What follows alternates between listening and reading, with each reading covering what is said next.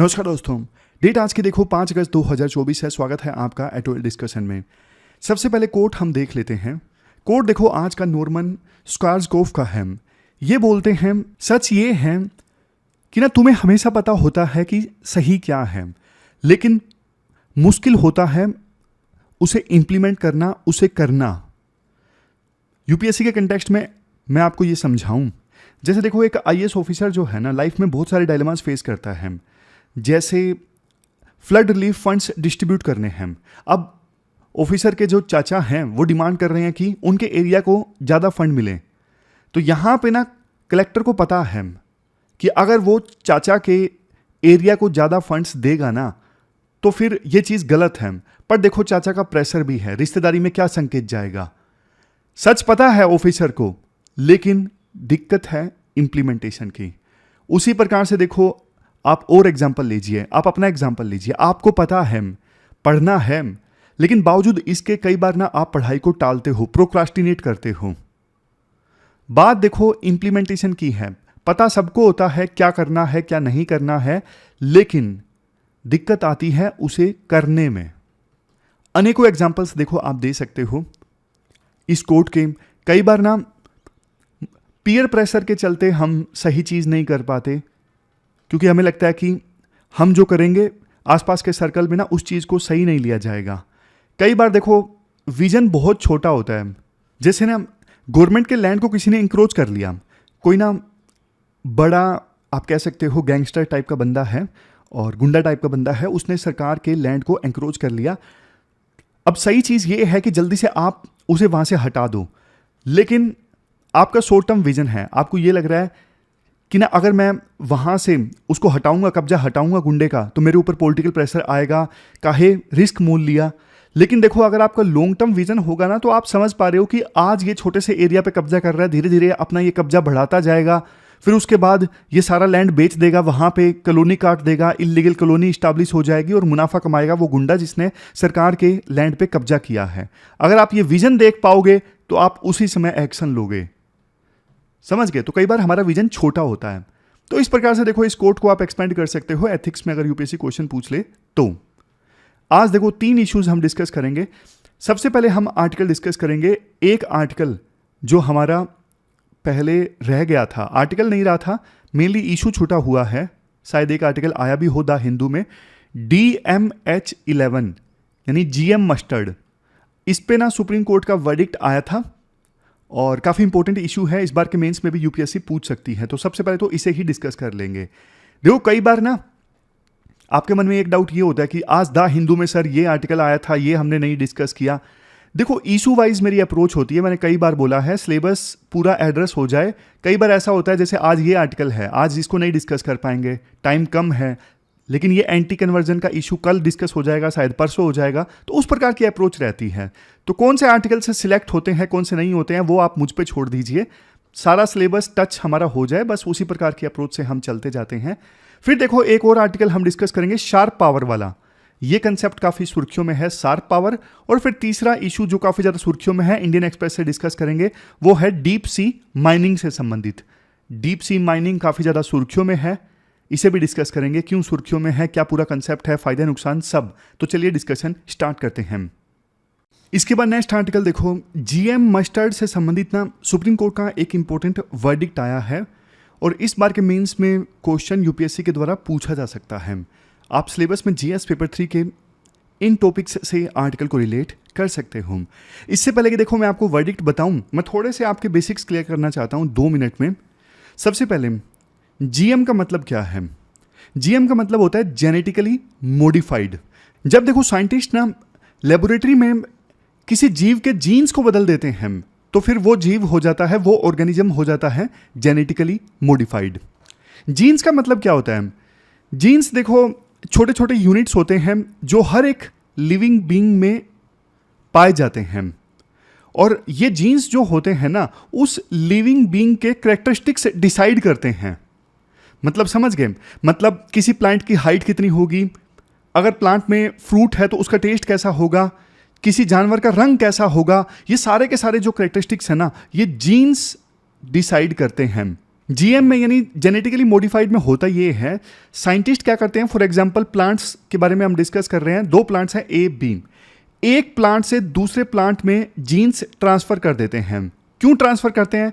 For example देखो, ए plant में ना एक जीन है जिसकी वजह से ना ए प्लांट जो है वो कम पानी में बड़ा हो सकता है, ड्रोट की सिचुएशन में बड़ा हो सकता है।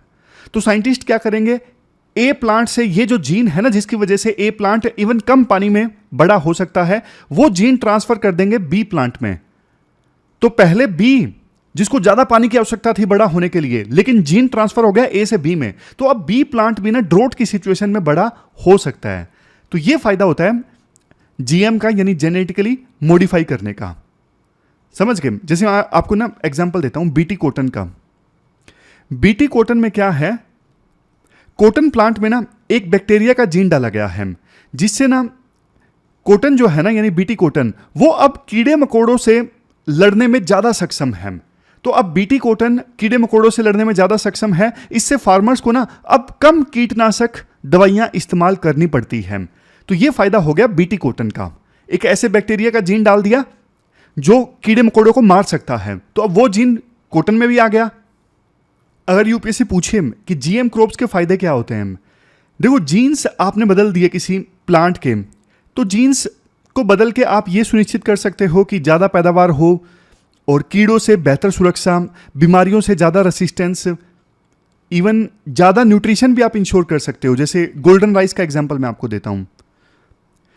अब देखो इस गोल्डन राइस में क्या किया, सरकार ने ना विटामिन ए वाले जीन्स डाल दिए। विटामिन ए वाले जीन्स डाल दिए तो गोल्डन राइस जब पैदा होता, हार्वेस्टिंग होती, तो उसमें ना ज़्यादा विटामिन ए होता। तो गोल्डन राइस को ना उन रीजन्स में दिया गया जहाँ पे लोगों में ना विटामिन ए की कमी है, तो वहाँ के लोगों में विटामिन ए की डेफिशिएंसी दूर हो गई। समझ गए? तो एक ये फायदा है पोषण में सुधार, यानी न्यूट्रिशन में सुधार। इसके अलावा देखो डिफिकल्ट सिचुएशन में यानी मुश्किल मौसम में भी फसलें ज़्यादा अच्छे से उगाई जा सकती हैं जेनेटिकली मॉडिफाई करके। हालांकि देखो कुछ लोग जीएम क्रॉप्स को पसंद नहीं करते, वो बोलते हैं एथिकल कंसर्न्स हैं, जीन्स के साथ खिलवाड़ करना ठीक नहीं है, इन्वायरमेंट पे पॉसिबली नेगेटिव असर पड़ सकता है, और लॉन्ग टर्म में देखो इवन ह्यूमन बींग्स की हेल्थ पर भी ज़्यादा असर पड़ सकता है जेनेटिकली मॉडिफाइड क्रॉप्स की वजह से। वैसे देखो अगर यूपीएससी पूछ लेना अल्टरनेटिव क्या है जीएम क्रॉप्स के, तो दो अल्टरनेटिव मैं आपको बताता हूं, ये प्री में भी पूछे जा सकते हैं। एक अल्टरनेटिव है म्यूटेशनल ब्रीडिंग। म्यूटेशनल ब्रीडिंग में क्या होता है, इसमें ना रेडिएशन और केमिकल्स की सहायता से ना जीन्स में बदलाव लाए जाते हैं। मतलब रेडिएशन का इस्तेमाल किया गया या फिर केमिकल्स का इस्तेमाल किया गया किसी प्लांट के जीन्स को चेंज करने के लिए। दूसरी प्लांट से ना जीन्स ट्रांसफर नहीं हुए, जैसे ए से बी में तो पहले हमने जीन्स ट्रांसफर कर दिए थे, नहीं। म्यूटेशनल ब्रीडिंग में हम क्या करते हैं, जिस प्लांट के जीन्स को चेंज करना है ना, फॉर एग्जांपल बी प्लांट के जीन्स को चेंज करना है, ट्रांसफर नहीं करेंगे, बी प्लांट के जीन्स को चेंज कर देंगे रेडिएशन या फिर केमिकल्स की सहायता से। फिर एक हो रहा है जीनोम एडिटिंग, ये तो देखो फेमस है, इसके बारे में हम अक्सर डिस्कस करते हैं, यूपीएससी 2-3 बार क्वेश्चन भी पूछ चुकी है। इसमें ना क्रिस्पर जैसे टूल्स का ना इस्तेमाल किया जाता है स्पेसिफिक जीन्स को एडिट करने के लिए। तो ये है जीनोम एडिटिंग, पहला म्यूटेशनल ब्रीडिंग, दूसरा जीनोम एडिटिंग। खैर हमारी आज की डिस्कशन का मेन मुद्दा ये नहीं है, हमारी आज की डिस्कशन का मेन मुद्दा है जीएम क्रॉप्स, और उसमें भी खास करके जीएम मस्टर्ड। तो बेसिक्स आपके क्लियर हो गए, अब मैं आर्टिकल पे आता हूं। अब देखो जिस जीएम मस्टर्ड के बारे में, मस्टर्ड मतलब सरसों, जिस जीएम मस्टर्ड के बारे में सुप्रीम कोर्ट ने अपना वर्डिक्ट दिया है ना, उसके बारे में मैं आपको ब्रीफ में बता देता हूं। जीएम मस्टर्ड कहो या फिर DMH11 कहो, एक ही बात है। DMH11 एक खास तरह की सरसों है जो साइंटिस्ट ने ना लेबोरेटरी में बनाई है। इसे ना धारा मस्टर्ड हाइब्रिड 11 भी कहते हैं, धारा मस्टर्ड हाइब्रिड 11। ये देखो आम सरसों से अलग है क्योंकि इसके जीन्स को ना बदल दिया गया है। इस सरसों की खास बात क्या है, ये देखो हर्बिसाइड टॉलरेंट है। देखो होता क्या है, हर्बिसाइड का ना इस्तेमाल होता है, आपको पता है, जो अनवांटेड प्लांट्स होते हैं ना, अनवांटेड प्लांट्स जिन्हें हर्ब्स कहते हैं, उन्हें खत्म करने के लिए जिस केमिकल का इस्तेमाल होता है उसे हर्बिसाइड बोलते हैं। तो ना ये जो जीएम मस्टर्ड यानी DMH11 है ना, इसकी खास बात ये है, ये हर्बिसाइड टोलरेंट है। मतलब खरपतवार यानी वो दवाएं जिससे हर्ब्स को यानी अनवांटेड प्लांट्स को मारा जाता है, उन दवाओं से इस सरसों पे कोई असर नहीं होता। ये खास बात है इस सरसों की। DMH11 को कैसे बनाया गया? देखो, दो अलग अलग मस्टर्ड यानी सरसों की प्रजातियों को मिलाकर इसे बनाया गया। एक तो देखो इंडियन सरसों है जिसका नाम है वरुण, और दूसरी फिर ईस्टर्न यूरोपियन सरसों है जिसका नाम है अर्ली हीरा सेकंड। दोनों की क्रॉस ब्रीडिंग करवाई गई, लेकिन देखो दोनों की ना क्रॉस ब्रीडिंग करवाने के बाद में दो जीन्स एक्स्ट्रा भी ऐड कर दिए गए, एक तो बार्नेज, एक बार स्टार। समझ गए? ये दोनों जो जीन्स है ना, इनको ना एक बैक्टीरिया से लिया गया, जिस बैक्टीरिया का नाम है ये बैसिलस, और उसके बाद ये मुश्किल नाम है, पढ़ लीजिए, एमलो पढ़ लीजिए आप, बहुत मुश्किल है। तो इस बैक्टीरिया से ये दो जीन्स लिए गए, बार्नेज और बार स्टार डाल दिया गया। फिर फाइनली जो मस्टर्ड बनी ना, वो है जीएम मस्टर्ड यानी DMH11। पॉइंट समझ गए ना? पहले क्रॉस ब्रीडिंग करवाई गई वरुणा की और अर्ली हीरा सेकंड की, और क्रॉस ब्रीडिंग करने के बाद में ये दो जीन्स एक्स्ट्रा डाल दिए गए। इन दो जीन्स को ऐड करने का मकसद था पैदावार इंक्रीज करना। अब देखो, चूंकि ये जो नई मस्टर्ड है ना, DMH11 या फिर जीएम मस्टर्ड, अब इसके फायदे हैं। पैदावार ज़्यादा हो सकती है, और इंडिया में तो वैसे भी आपको पता है खाने के तेल की काफ़ी कमी रहती है। हम इंपोर्ट करते हैं एडिबल ऑयल को, खाने के तेल को, तो फिर ना 60% जो डिमांड है ना वो इंपोर्ट से पूरी होती है। तो नई तरह की मस्टर्ड से मस्टर्ड की जो पैदावार है वो इंक्रीज होती, किसानों का वेलफेयर सुनिश्चित होता, इनकम इंक्रीज होती, और एडिबल ऑयल के मामले में हमारा देश सेल्फ सफिशिएंट होता। तो इन सब चीज़ों को देखते हुए ना 25 अक्टूबर 2022 को ministry of environment, forest and climate change की ना एक कमेटी है जो जीएम क्रॉप्स को अप्रूवल देती है। उस कमेटी का नाम है जेनेटिक इंजीनियरिंग अप्रेजल कमेटी यानी GEAC। इस कमेटी ने ना DMH11 को ना अप्रूव कर दिया, लेकिन देखो इसके बाद मामला पहुंच गया सुप्रीम कोर्ट में। तो ये पूरा बेसिक्स और बैकग्राउंड हमने समझ लिया। अब ये आर्टिकल आपको जबरदस्त ढंग से समझ में आएगा।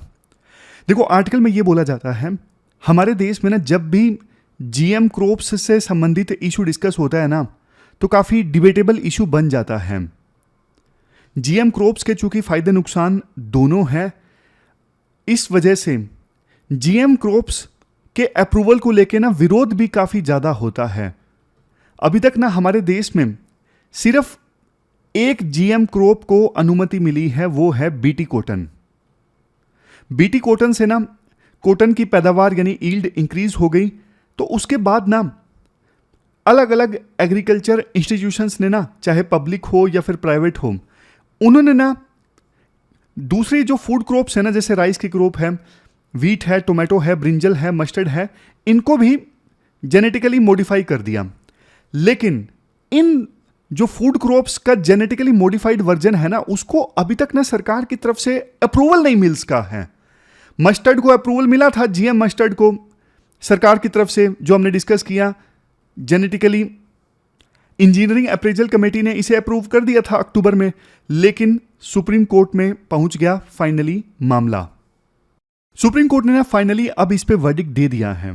2 जजेस की बेंच थी, और सुप्रीम कोर्ट ने जो वर्डिक्ट दिया है ना, उससे भी मामला सोल्व नहीं हुआ है।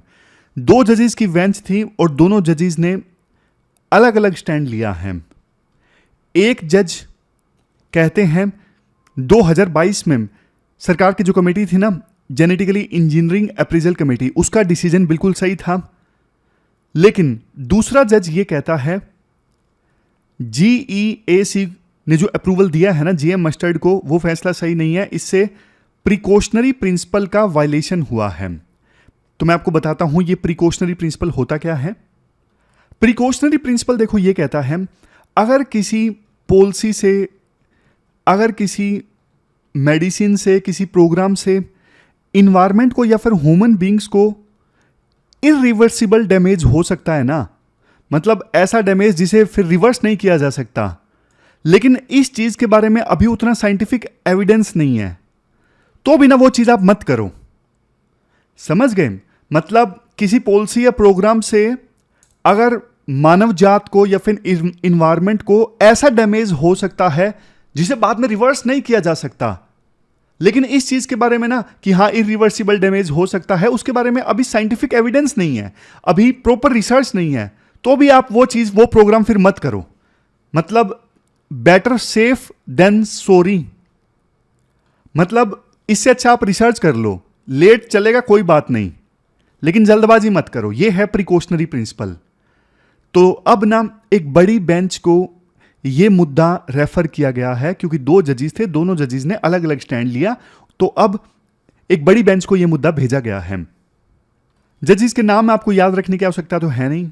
वैसे जस्टिस नागरत्ना ने प्रिकॉशनरी प्रिंसिपल का वायलेशन इसे बताया, और जस्टिस संजय करोल ने कहा अरे ठीक तो है यार, अप्रूवल दिया है, इसमें कोई दिक्कत नहीं है, बढ़िया अप्रूवल दिया है तो।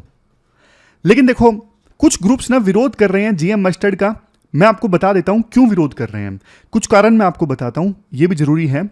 एक सेकंड रुकिए, मैं सिस्टमेटिक ढंग से आपको बता देता हूं। ये मैंने यहां पे ले लिया खाली पेपर, और अब आप देखिए, रुक जा भाई।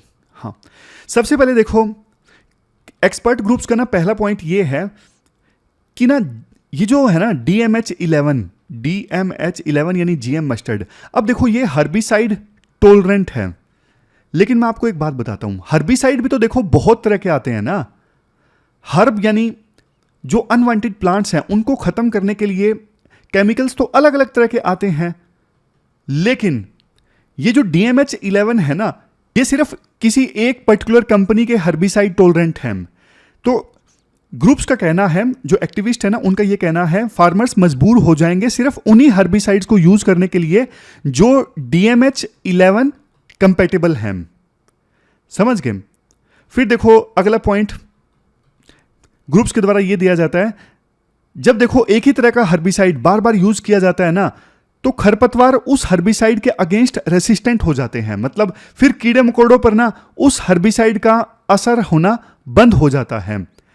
इससे ना आगे चलकर वो जो कीड़े मकोड़े हैं ना, वो और ज्यादा मजबूत होके इमर्ज होके आते हैं, उभर के आते हैं। ये देखो ठीक वैसा ही है जैसे एंटी माइक्रोबियल रेसिस्टेंस है। हम बार बार एंटीबायोटिक्स लेंगे ना, तो फिर बैक्टीरियाज पे ना उन मेडिसिन का असर होना बंद हो जाता है। तो सेम हर्बिसाइड बार बार इस्तेमाल होगा तो बाद में कीड़े मकोड़ों पर उस हर्बिसाइड का असर होना बंद हो जाएगा। फिर देखो तीसरा जो मुद्दा है ना, वो ट्रांसपेरेंसी का भी है। ट्रांसपेरेंसी का क्या मुद्दा है? कुछ क्रिटिक्स का ना ये कहना है कि DMH के जो डेवलपर्स हैं ना, DMH के जो डेवलपर्स हैं, उन्होंने ना इस क्रॉप के हर्बिसाइड टोलरेंट होने की जो इंफॉर्मेशन है ना, उसको क्लियरली डिस्क्लोज नहीं किया है। उनका यह कहना है कि ये इंपॉर्टेंट इंफॉर्मेशन थी जो फार्मर्स और पब्लिक के साथ शेयर की जानी चाहिए थी। लास्ट में देखो आर्टिकल में यह बोला जाता है, देखो GM क्रॉप्स खास करके फूड वाली, उनको अप्रूवल देना चाहिए नहीं देना चाहिए, ये जो डिबेट है ना ज्यादा आइडियोलॉजिकल है। आइडियोलॉजिकल इसलिए देखो क्योंकि हर कोई चाहता है कि फसलों की पैदावार इंप्रूव होनी चाहिए, हर कोई चाहता है किसानों की इनकम बढ़नी चाहिए, लेकिन देखो मुद्दा यहां पे ना लोगों के बिलीव्स और वैल्यूज पे बेस्ड है। कुछ लोग ऐसे हैं जो टेक्नोलॉजी और प्रोग्रेस को सपोर्ट करते हैं, दूसरे लोग देखो नेचुरल फार्मिंग और इन्वायरमेंटल कंजर्वेशन पे ज्यादा फोकस करते हैं। कुछ लोग कहते हैं नेचर के साथ छेड़छाड़ नहीं होनी चाहिए, कुछ लोग कहते हैं बदलते जमाने के हिसाब से हमें आगे बढ़ने की आवश्यकता है। इंडिया के पास्ट ने ना इस डिबेट को थोड़ा और ज्यादा कॉम्प्लेक्स बना दिया है। मैं आपको एग्जांपल देता हूं। पहले देखो एकदम से हाइब्रिड सीड्स आए, ग्रीन रेवोल्यूशन के समय सिंथेटिक फर्टिलाइजर्स आए, तो इन्हें ना शुरू में चमत्कार माना गया क्योंकि ग्रीन रेवोल्यूशन में ये सब यूज हुए, भारत सेल्फ सफिशिएंट हो गया फूड ग्रेन्स के मामले में, क्योंकि फसलों की पैदावार बढ़ गई, प्रोडक्टिविटी बढ़ गई। लेकिन देखो धीरे धीरे हमें यह एहसास हुआ कि इन ग्रीन रेवोल्यूशन के दौरान यूज हुए इन फर्टिलाइजर्स की वजह से ना सोइल की फर्टिलिटी धीरे धीरे कम हो रही है, इन्वायरमेंट को काफी ज्यादा नुकसान पहुंचा। तो इसलिए ना थोड़ा तो सोच समझ के चलना चाहिए। बट देखो कोर्ट और गवर्नमेंट को ना ये चीज भी याद रखनी चाहिए कि परफेक्ट सॉल्यूशन के चक्कर में ना आप अच्छे सॉल्यूशन को रिजेक्ट ना कर दो। मतलब जीएम क्रॉप्स शायद परफेक्ट सॉल्यूशन ना हो, लेकिन अगर देखो जीएम क्रॉप्स कुछ प्रॉब्लम्स को सोल्व कर सकते हैं तो इन्हें कंसीडर किया जाना चाहिए। वैसे देखो आपकी क्या राय है इस इशू पे, आप कमेंट बॉक्स में जरूर बताइए।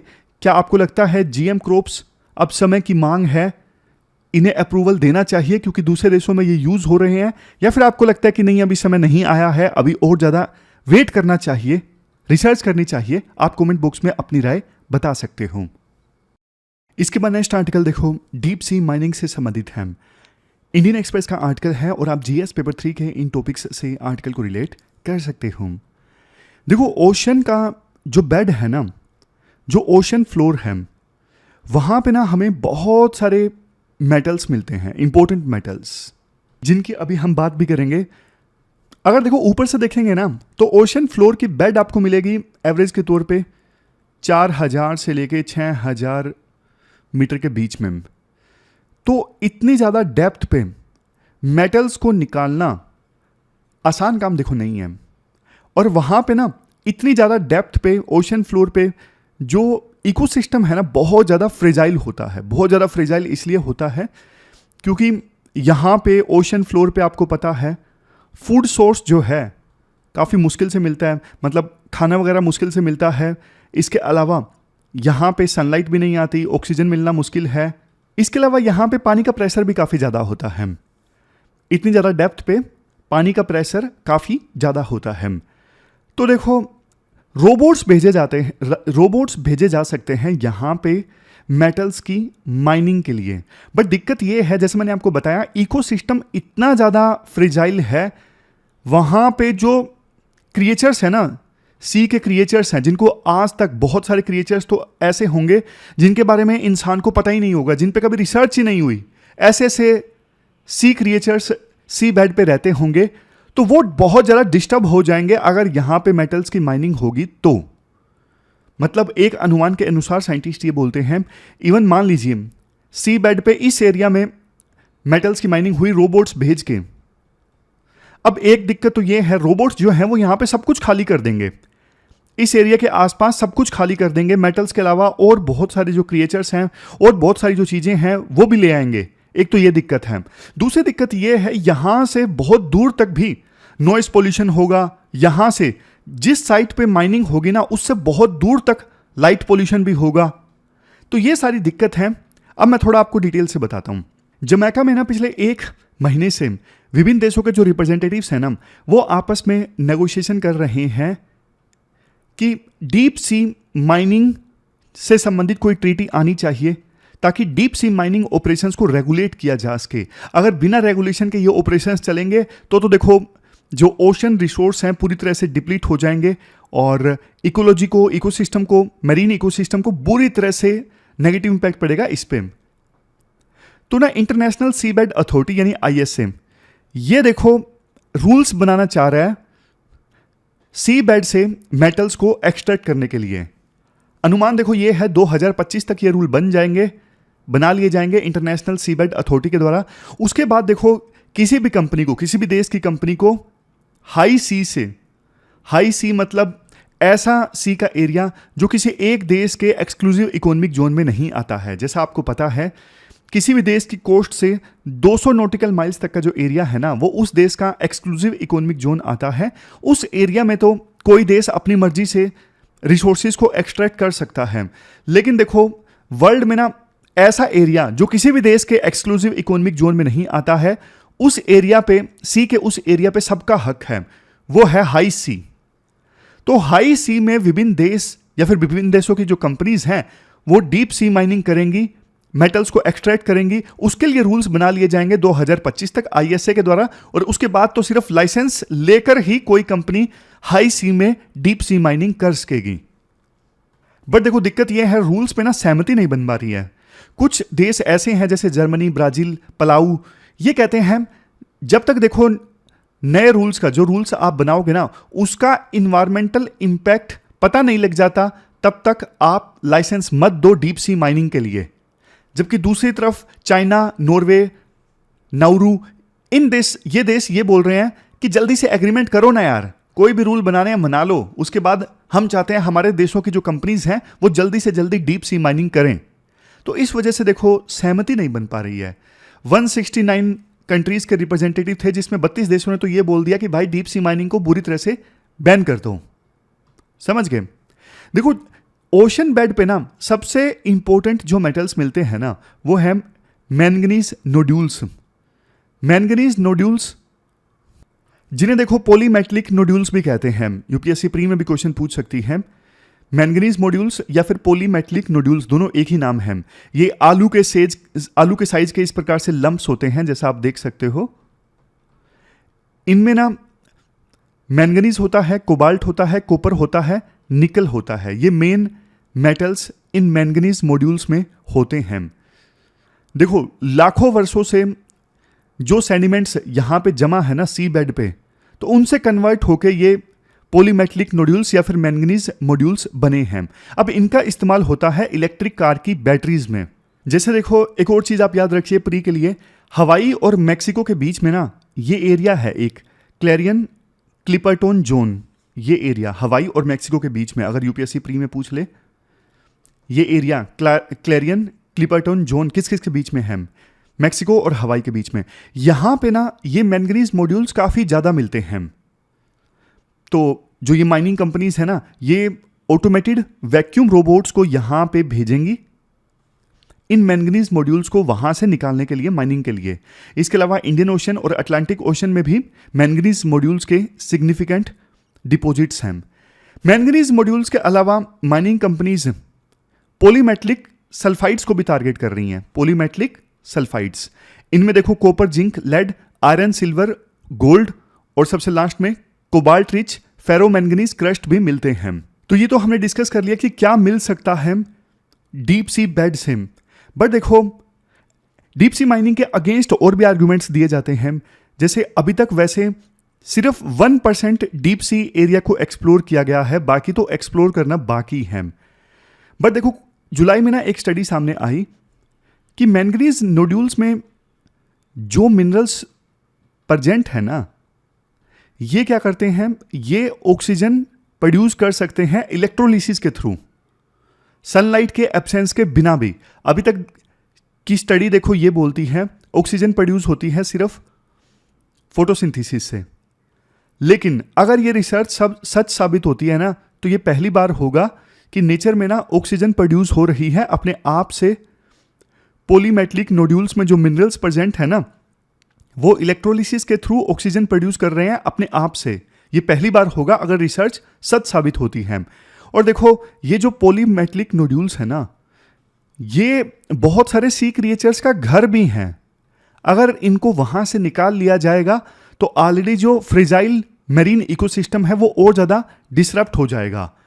और कुछ देखो एक्सपर्ट्स ये भी बोलते हैं, वैसे बोलने के लिए बोला जा रहा है कि ये जो नोड्यूल्स हैं पॉलीमेटलिक नोड्यूल्स, ये यूज होंगे एनर्जी ट्रांजिशन के लिए। बट देखो अल्टरनेटिव्स भी हैं। ऐसा नहीं है कि इनके बिना अर्थ जो है ट्रांजिशन नहीं कर सकते रिन्यूएबल एनर्जी की तरफ। बहुत अल्टरनेटिव्स अवेलेबल हैं, जैसे लिथियम बैटरी वाला, तो इसको छोड़ा जा सकता है ह्यूमन बींग्स के द्वारा। बहुत सारी कंपनीज ने तो देखो साफ साफ बोल दिया है कि हम सी फ्लोर से कोई भी अगर मटेरियल रिकवर किया गया है ना, हम उसका यूज नहीं करेंगे अपने ऑपरेशंस में, और ना ही माइनिंग एक्टिविटीज को सपोर्ट करेंगे। तो ये देखो एक अच्छी चीज है। इवन बहुत सारी इंश्योरेंस कंपनीज हैं, उन्होंने भी मना कर दिया है हम इन जो माइनिंग ऑपरेशंस है ना, इनका इंश्योरेंस नहीं करेंगे। तो कुल मिला के देखो ये हमने पूरा आर्टिकल डिस्कस किया डीप सी माइनिंग से संबंधित। क्वेश्चन आप देख लीजिए। इसके बाद नेक्स्ट आर्टिकल शार्प पावर के बारे में है। देखो जीएस पेपर 2 आईआर में आप इस आर्टिकल को रिलेट कर सकते हो और यूपीएससी ना इस पे क्वेश्चन पूछ सकती है। शार्प पावर काफ़ी ज़्यादा सुर्खियों में है रशिया और चाइना के कंटेक्स्ट में। पहले मैं आपके बेसिक्स क्लियर करता हूँ। आप मुझे ना सिंपल डेफिनेशन बता दीजिए पावर की।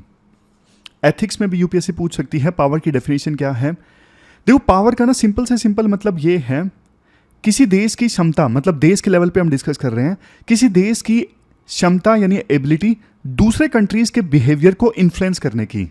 मतलब कि कोई देश देखो इतना कैपेबल है कि वो ना अपने नेशनल इंटरेस्ट को प्रमोट करने के लिए दूसरे देशों का बिहेवियर चेंज कर देता है तो वो देश मतलब पावरफुल है। जैसे यूएसए है। यूएसए देखो अपने नेशनल इंटरेस्ट प्रमोट करने के लिए अपनी बात दूसरे देशों से मनवा लेता है, चाहे दूसरा देश मतलब उसे पसंद करे या ना करे, लेकिन यूएसए अपने नेशनल इंटरेस्ट को देखते हुए अपनी बात मनवा लेता है। क्यों? क्योंकि यूएसए के पास में देखो दो तरह की पावर है, एक है हार्ड पावर और दूसरा है सॉफ्ट पावर। दोनों को मैं आपको एग्जांपल्स के साथ बताता हूं। हार्ड पावर मतलब थ्रेट्स के थ्रू दूसरे देशों के बिहेवियर को इन्फ्लुएंस करना। जैसे देखो मिलिट्री एक्शन है। फॉर एग्जांपल यूं कहते हैं यूएसए ना इराक के ऑयल पे कब्जा करना चाहता था, इस वजह से यूएसए ने 2003 में इराक के ऊपर अटैक कर दिया। इवन कुछ लोग ये भी बोलते हैं जो उस समय रूलर थे ना, सद्दाम हुसैन देखो दूसरी करेंसीज में अपना तेल बेचना चाहते थे यूएस डॉलर को छोड़ के, जो बात यूएस को पसंद नहीं थी, क्योंकि यूएस चाहता था हमारे यूएस डॉलर की जो डोमिनेंस है वो दुनिया में बरकरार रहे। हालांकि देखो ये आर्गुमेंट्स हैं, मतलब यूएस से कुछ ना कुछ तो देखो इराक से पाना चाहता था, लेकिन सद्दाम हुसैन यूएसए को देने को तैयार नहीं थे, तो यूएसए ने अटैक कर दिया सद्दाम हुसैन को गद्दी से हटाने के लिए और इराक के ऊपर अटैक किया 2003 में। नाम लिया केमिकल वेपन्स का कि केमिकल वेपन्स जो हैं वो इराक में है, इसलिए हम दुनिया को बचाना चाहते हैं केमिकल वेपन्स के प्रकोप से, इसलिए हम इराक के ऊपर अटैक कर रहे हैं। ये सिर्फ दिखावा था। तो देखो यूएसए ने इराक के ऊपर अटैक कर दिया। अब क्लास में ऐसा होता है ना कि टीचर एक स्टूडेंट को मारता है तो बाकी स्टूडेंट्स में ना डर फैल जाता है, सारी क्लास चुप। तो उसी प्रकार से यूएसए ने इराक के ऊपर अटैक किया 2003 में। सबने यूएसए की हार्ड पावर को देखा तो यूएसए का डर फैल गया। अब यूएस कुछ बोलेगा बाकी देश ज़्यादा इजीली मान जाएंगे क्योंकि उनके मन में डर है। इसके बाद एक पावर है सॉफ्ट पावर, दूसरे देश से अपनी बात मनवाना, दूसरे देश के बिहेवियर को इन्फ्लुएंस करना, परसुएशन से, परसुएड करके, बहला फुसला के। ये कैसा होता है? जैसे देखो यूएसए की मूवीज़ हैं, हॉलीवुड की, पूरा वर्ल्ड यूएसए की मूवीज़ देखता है। आपने देखा होगा अब तो ये चीज़ कम हो चुकी है, पहले हर कोई यूएसए जाना चाहता था, लोगों की ड्रीम हुआ करती थी यूएसए जाना। ऐसा इसलिए पॉसिबल हो पाया क्योंकि यूएसए ने अपनी मूवीज़ के थ्रू लोगों के दिलों में जगह बना ली। जैसे आजकल ना साउथ कोरिया का के पॉप आपने देखा होगा, बहुत फेमस हो रहा है। मैं मिजोरम गया था आइजोल में, वहां पे तो हर कोई के पॉप का दीवाना है। मिजोरम के बहुत सारे स्टूडेंट्स इस वजह से साउथ कोरिया में पढ़ने के लिए जा रहे हैं। साउथ कोरिया के कल्चर के प्रति अट्रैक्शन काफ़ी ज़्यादा बढ़ गई है। अफगानिस्तान में हमारी सॉफ्ट पावर है इंडिया के गाने वहाँ पे सुने जाते हैं। जलेबी वाला गाना आपने सुना होगा, तालिबान के लोग उस पर डांस कर रहे हैं।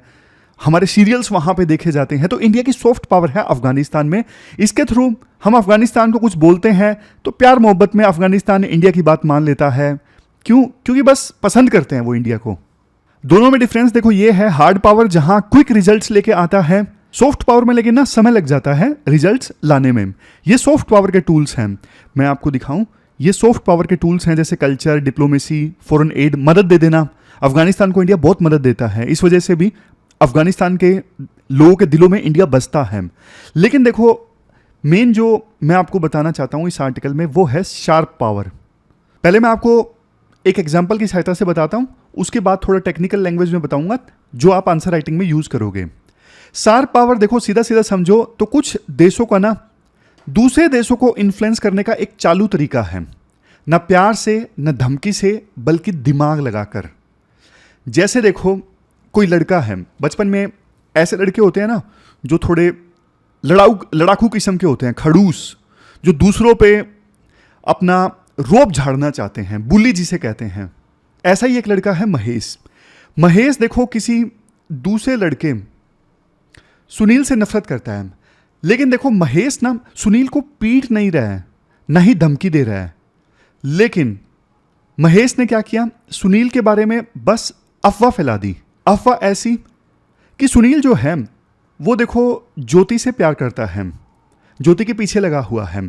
तो जैसे ही ये रूमर फैली ना, अफवाह फैली, ज्योति के पेरेंट्स प्रिंसिपल से मिले सुनील को लेके, टीचर ने सुनील से बात की, सुनील के पेरेंट्स को बुलाया गया, तो मतलब सुनील की काफ़ी ज़्यादा बदनामी हो गई। अब देखो इस केस में ना महेश जो खड़ूस था, बुली था, उसने ना तो सुनील को धमकाया ना ही सुनील को पीटा, बस उसने एक अफवाह फैला दी जिससे उसका कांटा निकल गया, जिससे वो नफरत करता था यानी सुनील, वो उसके रास्ते से हट गया, लोग उससे नफरत करने लगे। तो यही है शार्प पावर।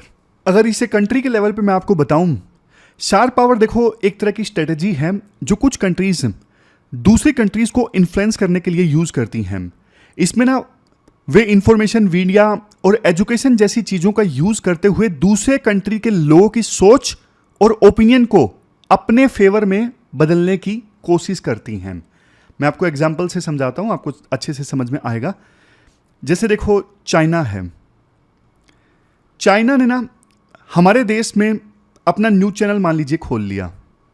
अब वो जो न्यूज़ चैनल है ना हमारे देश में, वो सिर्फ चाइना के पक्ष की खबरें दिखाएगा, चाइना को बढ़िया बढ़िया बताएगा कि चाइना तो महान देश है, महान सिविलाइजेशन है और चाइना के बारे में सब कुछ अच्छा अच्छा है।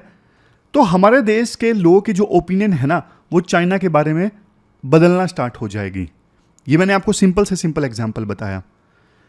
आप एक और एग्जाम्पल लीजिए, सोशल मीडिया प्रोपगेंडा। जैसे देखो यूएसए में इलेक्शंस हुआ था 2016 में, रशिया ने उस इलेक्शन में इंटरफियर किया था ट्रंप को जिताने के लिए। सोशल मीडिया पर रशिया द्वारा प्रमोटेड फेक अकाउंट्स बहुत सारे उस समय इमर्ज होके आए थे जो प्रोपगेंडा फैलाते थे, जो इनडायरेक्टली जिन्होंने ट्रंप की मदद की। तो बाद में काफ़ी कंट्रोवर्सी भी जनरेट हुई थी कि इनडायरेक्टली रशिया का इंटरफेरेंस था यूएसए के इलेक्शंस में। आपको और एग्जांपल देता हूं। जब देखो एक देश दूसरे देश में बड़ा इन्वेस्टमेंट करता है, जैसे चाइना आपको पता है दूसरे देशों में इन्वेस्टमेंट करता है, फिर उस इन्वेस्टमेंट का यूज करता है पॉलिटिकल प्रेशर बनाने के लिए। जैसे चाइना का बेल्ट एंड रोड इनिशिएटिव है, चाइना ने इस प्रोजेक्ट के थ्रू विभिन्न देशों में इन्वेस्ट किया। फॉर एग्जांपल श्रीलंका में भारी भरकम इन्वेस्टमेंट कर दिया, फिर उस इन्वेस्टमेंट की सहायता से श्रीलंका की सरकार को प्रेशर किया कि आप हमारी बात मानिए। तो ये सब क्या है, ये कैरेक्टरिस्टिक्स हैं शार्प पावर के। इसका ना सबसे बढ़िया एग्जांपल है शार्प पावर का ना चाइना की 50 सेंट आर्मी। देखो जैसे हमारे देश में टर्म यूज होती है ना, बीजेपी आईटी सेल का है ये बंदा, ये कांग्रेस आईटी सेल का है, ये टर्म्स हम यूज करते हैं ट्विटर पे जो कमेंट्स हमें मिलते हैं ना उनके लिए। तो उसी प्रकार से ना चाइना की 50 सेंट आर्मी है जो कि देखो चाइनीज सरकार के बारे में ना सोशल मीडिया प्लेटफॉर्म्स पे जैसे ट्विटर पे, फेसबुक पे हर जगह अच्छा अच्छा लिखेगी कि चाइनीज सरकार तो बहुत बढ़िया काम कर रही है, चाइना के लोगों की जो लाइफ है बहुत इंप्रूव हो चुकी है, चाइना में तो दूध की नदियां बह रही हैं। ये सारी चीजें 50 सेंट आर्मी इसलिए क्योंकि पहला बोला जाता था कि इस ऑर्गेनाइजेशन के जो लोग हैं ना उनको एक ट्वीट, एक पोस्ट करने के लिए 50 सेंट मिलते हैं। तो ये क्या है, ये है characteristic of sharp power. Even देखो साइबर अटैक भी शार्प पावर के अंदर आता है। जैसे चाइना के जो लोग हैं ना कई बार हमारे देश के क्रिटिकल इंफ्रास्ट्रक्चर पे साइबर अटैक करते हैं, जैसे एम्स पे हुआ। अब होता इससे ये है, एक तो देखो हमारे देश के लोगों का ना कॉन्फिडेंस डगमगा जाता है कि यार हम चाइना के सामने कहीं नहीं ठहरते, चाइना के हैकर इतने तेज हैं, कभी भी हमारे देश के इंफ्रास्ट्रक्चर के ऊपर साइबर अटैक कर सकते हैं। कई बार साइबर अटैक किए जाते हैं किसी देश की बहुत सीक्रेट इंफॉर्मेशन चुराने के लिए और बाद में उस इंफॉर्मेशन की सहायता से ब्लैकमेलिंग की जाती है या जानबूझ के उसे पब्लिक में रिलीज कर दिया जाता है ताकि सरकार की बदनामी की जा सके। तो ये सब शार्प पावर का हिस्सा है। ये डेफिनेशन आप यूज कीजिएगा। Sharp power is the use of manipulative diplomatic policies by one country to influence and undermine the political system of target country. देखो ये शार्प पावर जो है ना हार्ड पावर और सॉफ्ट पावर के बीच में आती है। बीच में देखो इसलिए आती है क्योंकि हार्ड पावर जब कोई देश यूज करता है ना, फॉर एग्जांपल यूएसए ने यूज किया तो डायरेक्ट फाइट हो जाएगी, डायरेक्ट वार स्टार्ट हो जाएगा। लेकिन सॉफ्ट पावर से किसी दूसरे देश के बिहेवियर को इन्फ्लुएंस करना, उसमें देखो सालों साल लग जाते हैं, ये लॉन्ग टर्म प्रोसेस है। लेकिन बीच का है शार्प पावर, इससे देखो युद्ध भी स्टार्ट नहीं होता और रिजल्ट भी थोड़े क्विक आते हैं। ये इंपैक्ट होता है शार्प पावर का। जैसे देखो डेमोक्रेटिक इंस्टीट्यूशंस के ऊपर, free and fair elections undermine होते हैं, पब्लिक डिस्कोर्स मैनिपुलेट हो जाता है, टेक्नोलॉजिकल वल्नरेबिलिटीज़ का यूज़ कर लिया जाता है दूसरे देश के द्वारा, साइबर सिक्योरिटी वीकनेस का इस्तेमाल कर लिया जाता है अपने फ़ायदे के लिए, और सबसे लास्ट में इंटरनेशनल अलायंसेस। एग्जाम्पल आपको देता हूँ, मान लीजिए चाइना की 50 सेंट आर्मी हमारे देश में ना ऐसी पोस्ट डालनी स्टार्ट कर दे यूएसए के अगेंस्ट कि हमारे देश के लोगों की ना यूएसए के खिलाफ नफरत पैदा हो जाए और चाइना के पक्ष में प्यार पैदा हो जाए, तो फिर देखो सरकार को मजबूर होना पड़ेगा, क्योंकि यूएसए के खिलाफ देश के लोगों में नफरत है, तो सरकार को मजबूर होना पड़ेगा यूएसए से अपना अलायंस तोड़ने के लिए और चाइना से नाता जोड़ने के लिए। तो नए नए इंटरनेशनल अलायंसेस बनते हैं इस शार्प पावर की सहायता से। तो ये पूरा आर्टिकल हमने डिस्कस किया। ये जो आर्टिकल डिस्कस किया ना, इसके बेसिस पे ये क्वेश्चन आपको अटेम्प्ट करना है, critically examine the concept of sharp power in contemporary international relations, और कैसे ये hard power and soft power से अलग है। 250 वर्ड्स में आपको इस क्वेश्चन का आंसर देना है। चलते हैं आगे। ये क्वेश्चन देखो आपको अटेम्प्ट करना है, 2014 में यूपीएससी ने पूछा था, रिलेटिवली इजी क्वेश्चन है। इसके अलावा प्री का ये क्वेश्चन आपको अटेम्प्ट करना है, ये यूपीएससी ने 2021 में पूछा था। कमेंट बॉक्स में बताइए इस क्वेश्चन का आंसर क्या है। तो ये थी हमारी आज की डिस्कशन। कल मिलते हैं फिर से एक नई एनर्जेटिक डिस्कशन के साथ। तब तक आप अपना ख्याल रखिए, अच्छे से पढ़िए, अपना बेस्ट दीजिए। Thank you very much for discussion.